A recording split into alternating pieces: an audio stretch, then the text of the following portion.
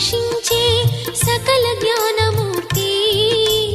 ఎవరింట తాను కొలువుండునో కలుగును వారికి కీర్తి. సకల సంపదల మూలము సుమనోహరి లక్ష్మి. శ్రీ చక్రవాసిని మాత శ్రీ విష్ణు ధర్మ పత్ని. తనని నమ్మిన భక్తులకు దరిద్రమును బాపు. కొలిచెడి వనితల కొంగులలో బంగారము నింపు. అష్టలక్ష్ముల రూపున అవతారం దాల్చినది. కష్టములను తొలగించగా భూమిలో వెలసినది. లక్ష్మీదేవి కథ శ్రీ లక్ష్మీదేవి కథ. లక్ష్మీదేవి కథ